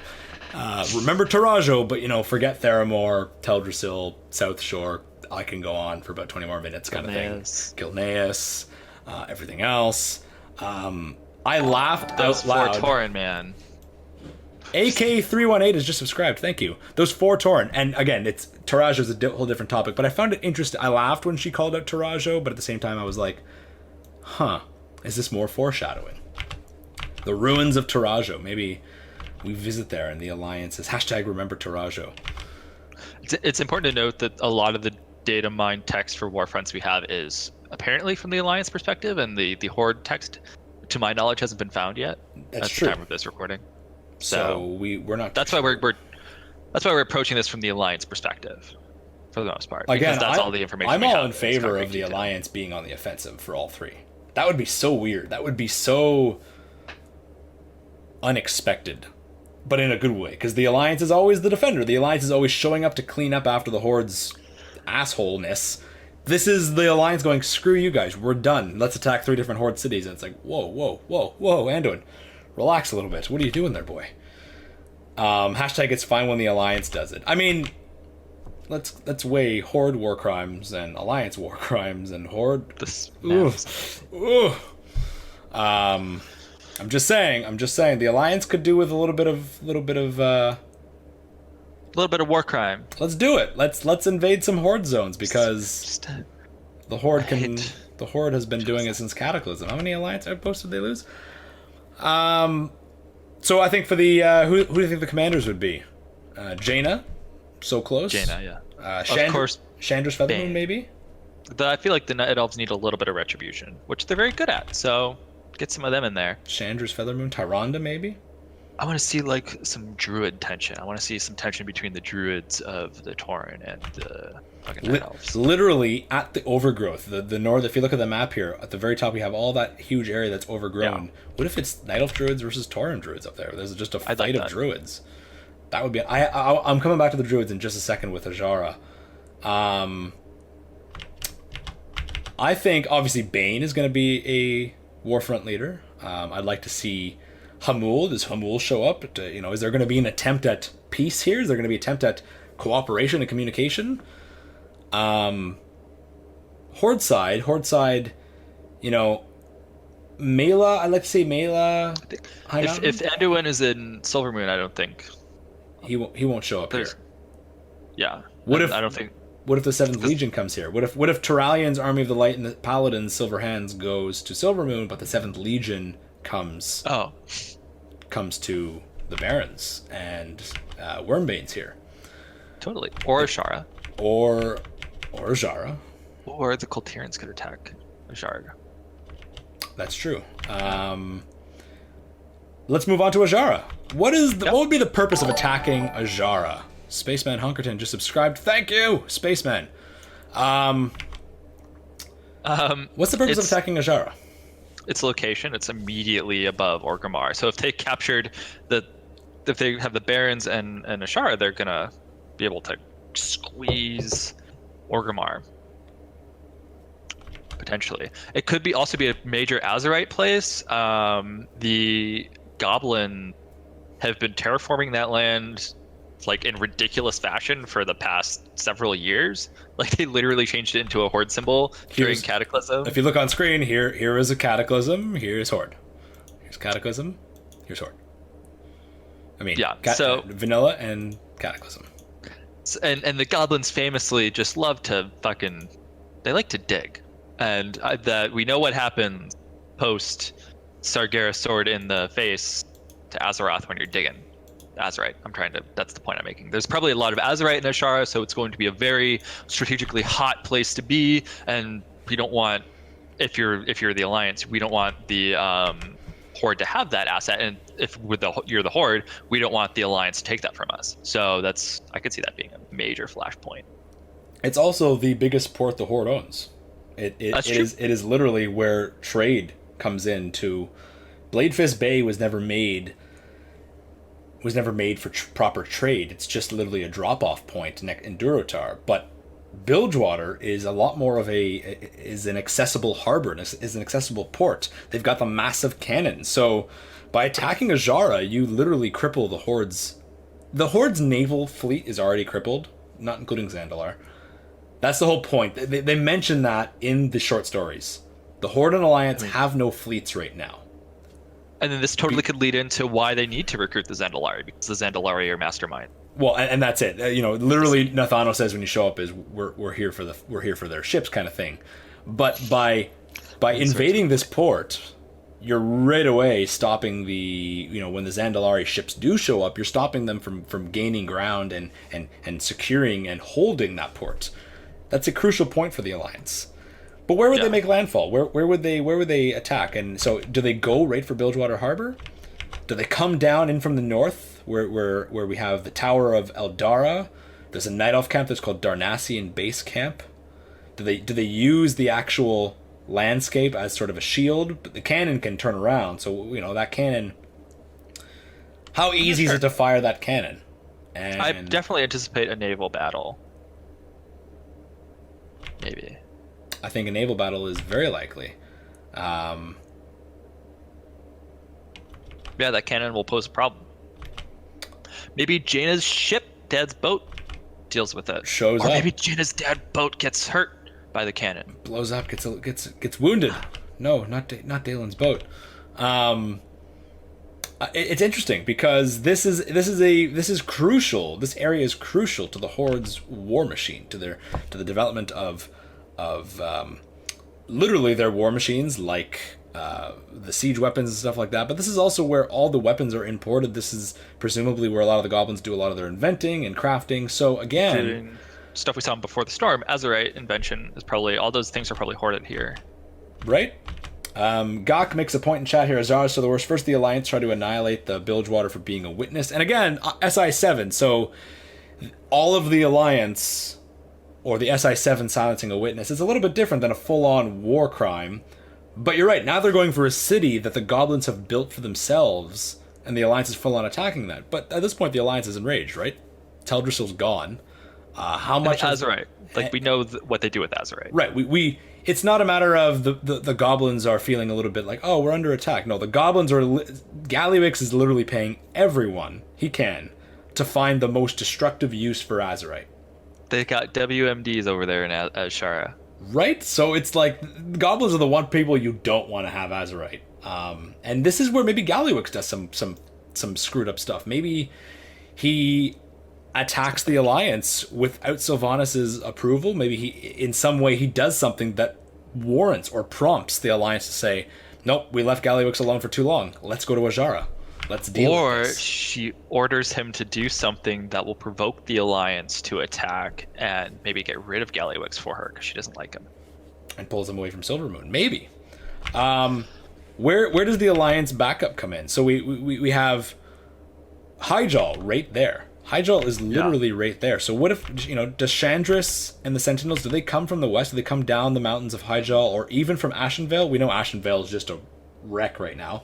Ashenvale is literally Horde controlled. There's nothing Alliance left in Ashenvale. But what if, how much of Ashenvale is defended properly by the Horde? There's obviously going to be some outposts. There are going to be some guards there. But Chandra's Feathermoon comes through, and how much does she attack? Does she show up with a big army? Does she show up with little forces? I don't know. The Hyjal especially, that's like a case of another neutral area being used for faction purposes. which would be interesting. I think that people would be a little upset if like all the neutral factions are siding with the Alliance. And I know I said earlier I don't care about that, but it would be a concern. As far as going through Ashara, it seems like, or not Ashara, Ashenvale, that place, it's almost become like this middle ground war zone, and I could totally see it being used as another staging ground for a siege. Unfortunately, I don't just see another the tragic event. I don't see the gameplay coming into play in Ashenvale because we've already been there, but I do think that there's going to be some backup coming through there. Story-wise. There, we do attack Galliwix's Pleasure Palace for the Alliance. I won't go into more detail there, but what about bringing in the Hyjal situation? Druids and Wild Gods. What if Cenarius decides to get involved now? That'd be another interesting throwback, like Warcraft, like Warcraft the RTS throwback, and then the orcs kill him. No, I don't know. I can't say it. Cenarius, Aviana. I would expect them to go there. What if? And how do the Zandalari react to like these things? They would consider Loa, or they do consider Loa. So it's like I want to see. First of all, side note, I want to see Night Elf Loa versus Night Elf Wild Gods versus Troll Loa. That would be fun. That would be totally cool. But how much do the Horde have to poke and prod before the Wild Gods of Hyjal go, you know what, maybe our kids, maybe the Night Elves, maybe they deserve our attention? Cenarius shows up, and there's an entire... Man, that would be, again, totally imbalanced. Maybe this is where Galliwix dies. Maybe Galliwix just turns the cannon. Malfurion dies. Galliwix just turns the cannon and blows up Malfurion. Probably the Wild Gods. That's probably the one way to get rid of him, because Malfurion's just way too powerful. Unless you get an axe thrown at your back. Nerf Malfurion. #nerf. Alliance leaders. I think Cordressa. Cordressa's introduced in the story. She's introduced multiple times. She's this new Night Elf character. I think that's a perfect spot to bring her into the game. Who's Cordressa again? She's one of the Night Elf commanders. She's the Night Elf commander in Before the Storm, I believe. She's the one who... Have you read the short stories? Have I read the short stories? Of course you have. No, I haven't. No. She's a character... They don't deal enough with Forsaken. Or Kalia. So she's introduced in Before the Storm. She's the Night Elf commander who helps... who leaves the night Safi the gnome gets kidnapped. Okay. And then she shows up. She's literally it's a continuation from Before the Storm into the short stories. Okay. So Cordressa, she's a new kind of Chandra's character. We've got Chandra's Feathermoon. I'm informed. What about Tyrande? What about Tyranda's attacking here? Or the Alliance Navy? What if this is where like the Kultirians start like actually being part of the Alliance, right? And on Warfront, a little bit of a Theramore 2.0 kind of thing with Warcraft 2, Naval Warfront. I would dig that. It'll be either there or in the Barrens Warfront. We don't know how we recruit the Kultirians or the Zandalari yet, so these could be the places where we see them actually fighting for their respective sides, and that may be too early for that yet. We'll find out. I would love Tyrande especially to show up in Ashara. I always found it ironic that the zone is named Ashara. I mean, I know why it is, but it would just be so ironic for Tyrande to show up there to take this zone named after like a nemesis. As far as who else would show up, I think that Sylvanas will not be there because, as we said, we expect her to be at Silvermoon, and that might actually send this message to the rest of the Horde, like, we're being attacked in the Barrens, the gates of Mulgore are being beaten upon, Ashara is getting like blown to hell or whatever's going to end up going on there, and you're over in the Eastern Kingdom defending like our least important military asset. That creates a divide with the Horde. I'm wondering if this is a way to introduce more like the allied race characters. So Gaiara, leader of the Magar, she has a role here. Oh, yeah. Eitrig, I could see Eitrig being involved in this. could I. If he survives the Strom, we don't know how that's going to handle. He's one of the bosses in Strom, so it's like I don't know. Sarfang again. Where are you, buddy? So he's no longer around. Ajara has interesting implications. I just don't know who's going to be involved. Galliwex doesn't really make sense as a Warfront boss because even in his mech, he's not going to be like, "Hey, yo, what up? I'm gonna defend Azara. Here I am." And it's like, no, he's going to be like, I'm going to pay a whole bunch of bruises to defend my pleasure palace, even though we've already attacked his pleasure palace, right? So, I don't know. It's interesting. Guys, we have talked about the Alliance attacking Silvermoon. Talked about the Alliance attacking a whole bunch of stuff. Silvermoon, Southern Barrens, Ajara. Alliance is on the offensive. Alliance is on the offensive. And again, we don't know what the Horde's perspective is from here. This all could be, again, a fake. This is all in-game stuff, so maybe some Blizzard developer went, haha, I'm going to put this in-game, see what happens. I doubt that. I doubt it, but what's going to happen? I'm especially most interested in Silvermoon. Because that has the biggest implication for zone revamp, all that stuff. I'm excited. I think we're going to learn a little bit more. Maybe we might learn 2 days from now. This podcast could literally be out for a day. And on Tuesday, when we learn about 8.1, we're going to get a whole bunch of information. And we'll see what we got right. That'll be fun. What speculation is... And again... And somebody will watch it on Wednesday and be like, you guys are wrong about it. You got everything wrong. BlizzCon is around the corner, guys. BlizzCon is a month and a little bit away. Holy crap. So excited. And we're going to learn so much more about World of Warcraft. There's a lot. I keep seeing a lot of people saying there's not going to be anything about WoW at BlizzCon. It's like, are you kidding me? There's going to be an entire panel on the entire future about WoW. Of World of Warcraft. 8.2, there's going to be a huge panel about it's going to be called What's Next in World of Warcraft. Probably right after the opening ceremony, or later on in the day during the opening ceremony, after the opening ceremony on the Friday. We're going to find out what 8.2 is and probably what 8.3 is. We're going to learn all about the Lightforged, Forsaken, and all that stuff. What's next for World of Warcraft? 2 things. We're going to add more Warcraft-style skins to Overwatch, and we're going to release that bee mount. That's bees! Bees! Where's my bee gif? Bees! Yes. There it is. Ian Hazikostas has distracted us all with the promise of bees. Guys, thank you so much for listening to this special episode of Decoded, a Lost Codex podcast. Episode 22. A lot of speculation with Jack and I. And I really hope we get some Horde Warfronts to talk about, because this felt like a very Alliance offensive. Not that the Horde needs to go on the offensive, because, they've been on the offensive for like 9 years now. So, this was fun. Jack has a little bit of a rant to talk about for allied races. Time might not be on our side right now. I can get this shit done in 15 minutes. You want to do it in 15 minutes? Okay, so this is the end of the podcast, guys. But I'm going to leave this little Jack rant in. B2 Killer has cheered. So, guys, this is the end of the podcast, but Jack's going to keep going. Jack's going to talk about some allied races. This has nothing to do with Warfronts, but kind of does. 3, 2, 1, Jack, the floor is yours. Go. All right. So, if we consider the overarching theme of the existing allied races, we see the conflict between the Horde and the Alliance, and we see these these upgrades to existing races.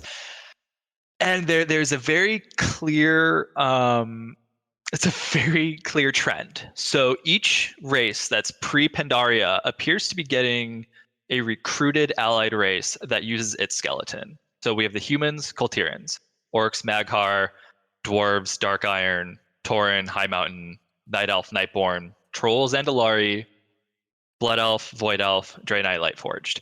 And that has been a really consistent thing, that these are just races that take the fantasy of their existing base race and they take it further. The human Kultiran thing is, this is just one nation of humans, and they're really, really going into that aspect of that that race. We have the Draenei and the Lightforged. We're taking that light fantasy and just going to 1,000 with it. So the only races not listed here are the Goblins, the Worgen, the Undead, and the Gnome. There are two races currently in game that everyone's familiar with: the Sethrak and the Volpera. The Volpera use the Goblin model, or not the Goblin model, but the Goblin skeleton. The Sethrak use Worgen skeleton.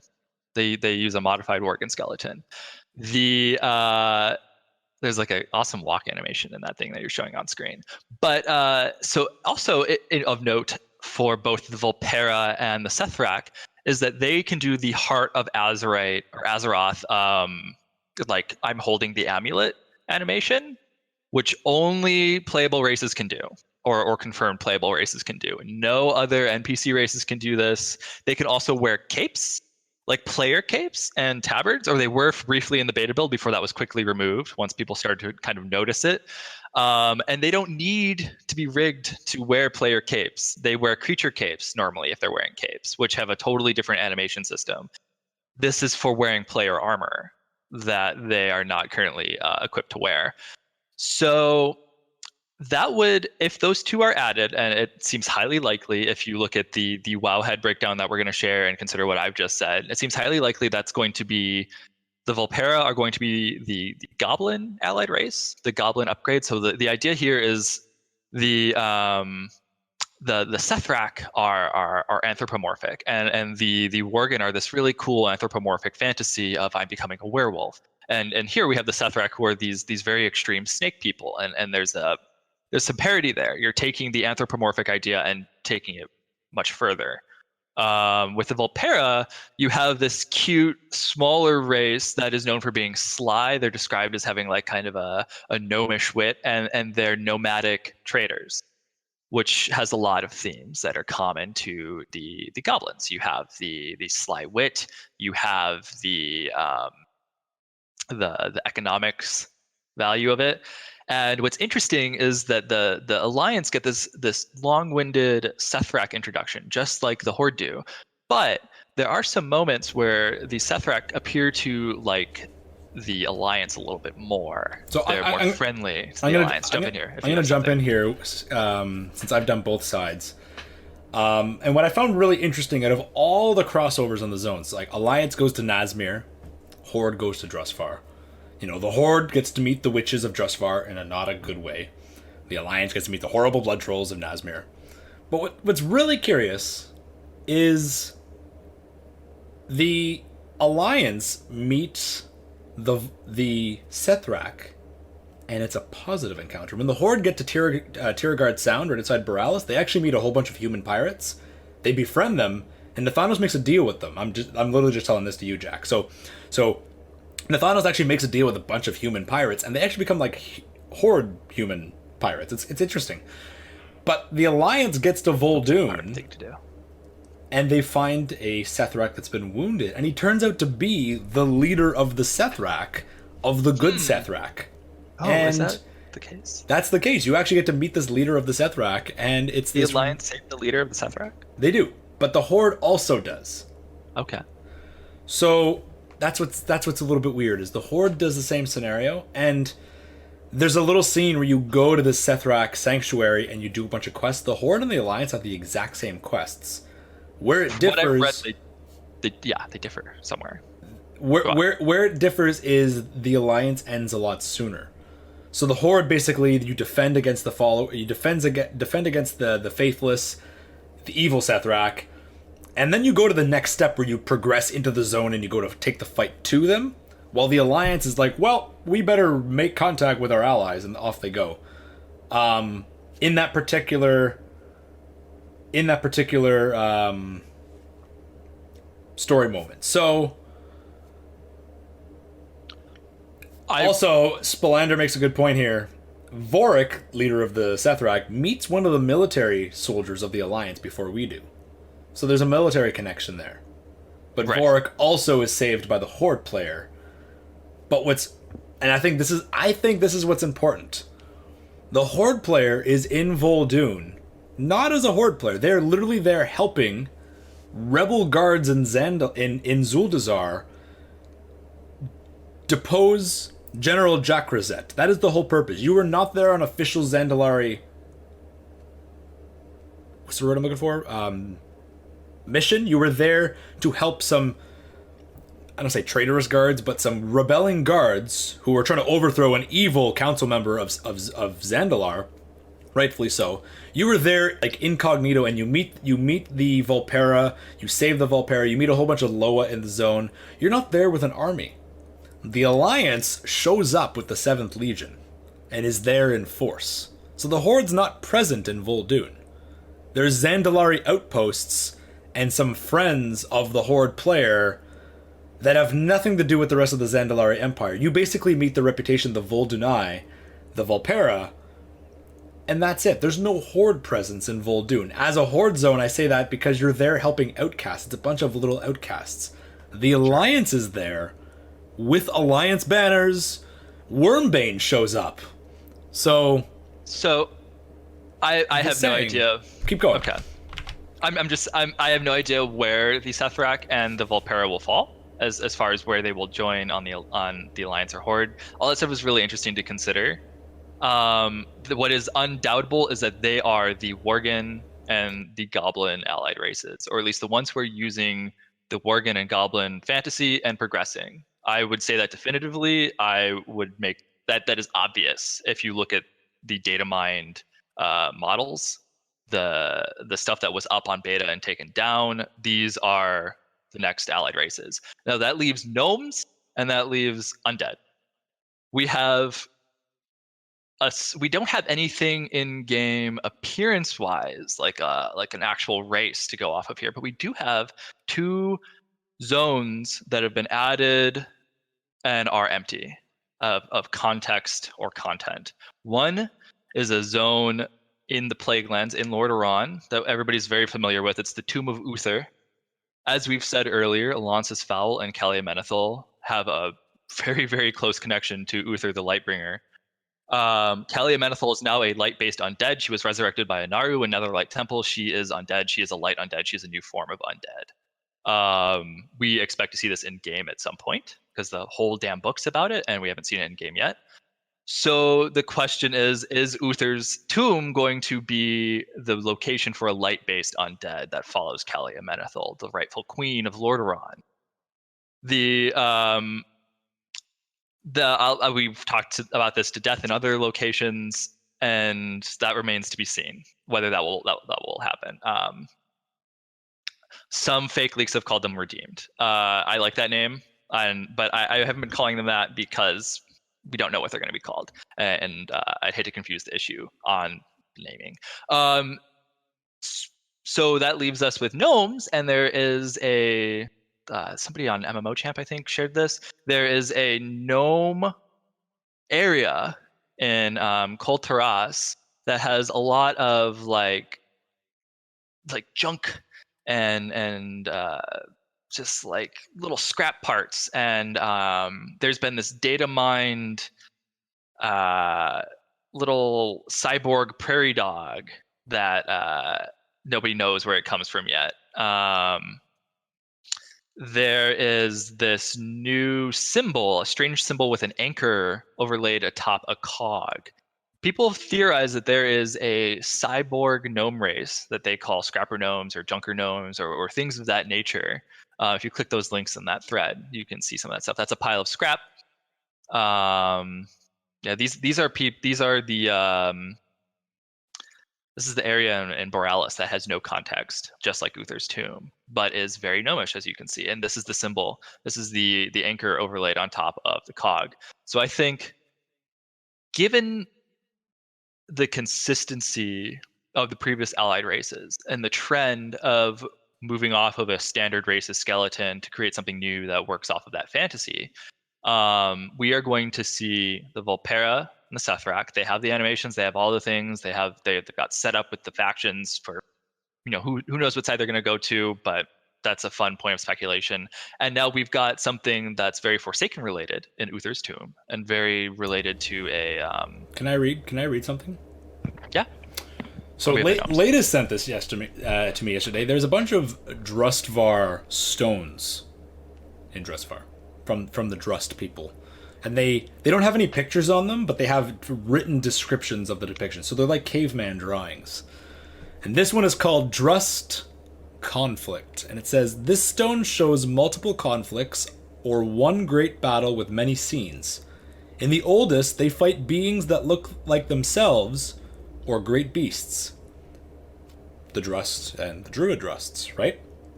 In others, they fight much smaller beings that resemble gnomes in stature. In others, the Drust are driving some Naga back into the sea. Where the carving is most recent, the Drust are fighting men and women bearing anchor sigils. So there's mention of ancient Drust fighting ancient gnomes on Kul Tiras. Are there Junker gnomes underneath Kul Tiras? Is there like a little Titan Forge? Is there a gnome Titan facility underneath?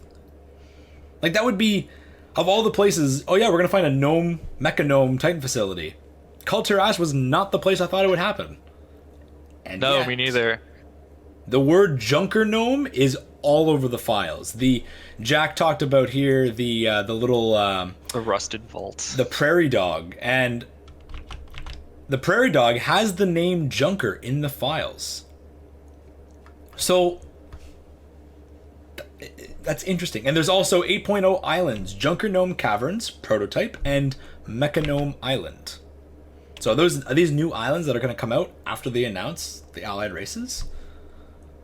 I mean, it seems like there are, like I've said, there are these locations that have no context, that are just sort of the beginning of something, and they're related to the two races that don't yet have allied race out of the entire roster.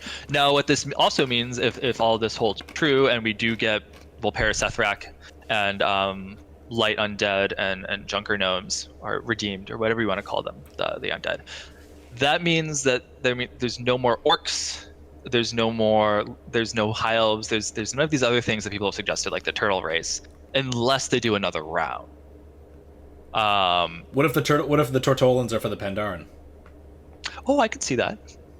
Neutral. Can we just talk about our appreciation for the Tortolans? Interesting. Can we just talk about our appreciation for them? They are so fed up with just everyone's bullshit. They don't like anyone. I love them. I love when you click on them and they're like, "Greetings, sir and or ma'am."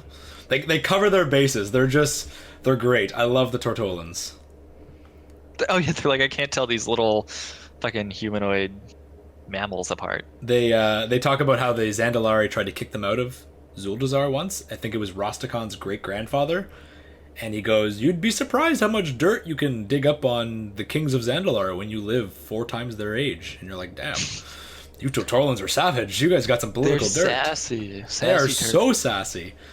Sassy turtle. Guys, this was Jack's rant on allied races. It wasn't even a rant. It was actually a solid breakdown that he wanted to talk about in the podcast that I did a couple weeks ago, talking about allied races. So I rushed it, but that's okay. That's okay. It was well thought out. It's interesting. I'm excited to see where this goes. We're gonna find out at BlizzCon. I definitely think Volpera, Junker Gnomes, and the Forsaken. Sethrak, I'm crossing my fingers because I love the idea of Sethrak. There's just like a little thing back here going, nope, not gonna happen.